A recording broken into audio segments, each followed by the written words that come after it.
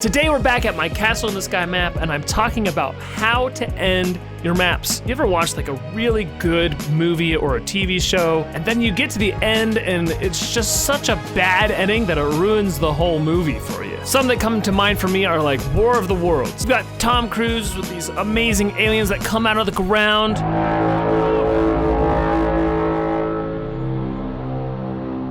He's fighting them with an axe. He's climbing up into their pods and blowing them up with grenades.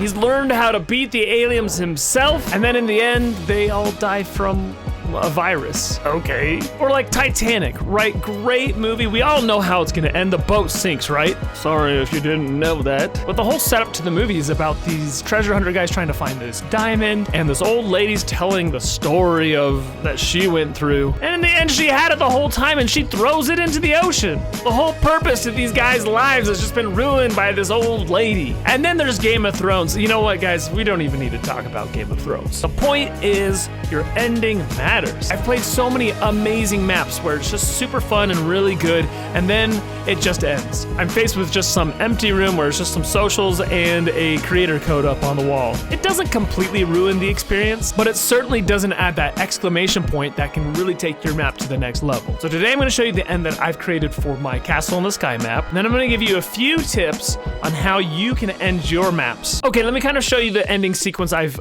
come up with here. So you get into the castle, and you're here and you see all of these robots down below this bridge. It's kind of symbolizing that Laputa is more than just a flying castle. It's a power that could destroy the whole world. You see this purple crystal here in the middle, and there's this little table here where you can read the book. Hit E and it says, the Volucite crystal is what powers Laputa and all its resources. Only the royal family may access its power. I didn't have to write a whole book here, guys. This is just showing that the crystal is what powers the robots, the castle, etc. A really simple two-sentence thing that's gonna help tell the story here. Then they can come up to the crystal here, and it says, touch the crystal. So then you touch the crystal.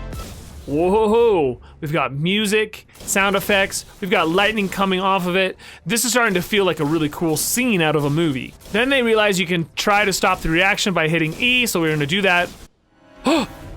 You're instantly warped to this room with all these robots that have surrounded you. You have a prompt here that says, give the flower back. It's referencing a part earlier where there's a robot that gives you the flower. Anyways, you hit E to give the flower back. And now we're here in front of Muska again from the beginning of our map. He says, we found you passed out in the middle of the street. What happened? Hit E to tell Muska what happened. So we need to have a member of the royal family to access Laputa's power. Excellent. We have info on a young lady who is a descendant. Then you tell Muska you think you shouldn't pursue it further. It no longer concerns you. Here is your pay. You may go. And you go and get your coin.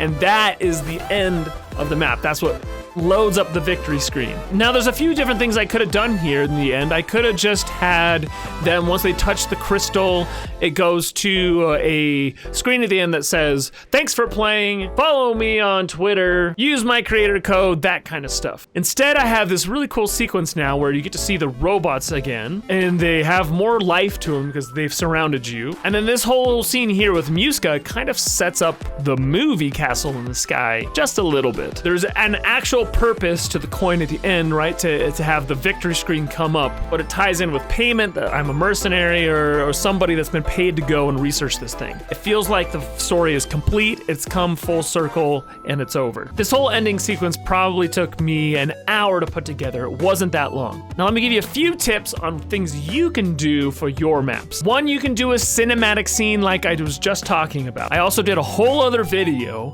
about how to make a cinematic scene in your maps. Now maybe you're struggling with writer's block and you can't really come up with like a scene that's gonna work for your map. Even something as simple as like a black room with a billboard in it that has one little prompt. The guy got away, I was really frustrated, and it's to be continued. You'll find a really good example of these kind of endings in Wirt Andrews' detective story maps, so go play those. Just something simple, right? That can go a long way into saying, oh, the map is done, it's gonna be continued, that kind of thing. You need to wrap up the story and then teleport them to your room with all of your socials and your creator code, etc. Another thing you can do that's really cool to wrap up your maps is you can have a secret level. I've seen this done a lot on like death runs where there's a secret level at the end, but I've also seen it on a few adventure maps where it just adds like a whole new world is opened up. And that's where you can like really tell some deep story if you want, or even just have something extra that wasn't expected. You want to have an exclamation point at the end of your maps. Don't let it die at the end.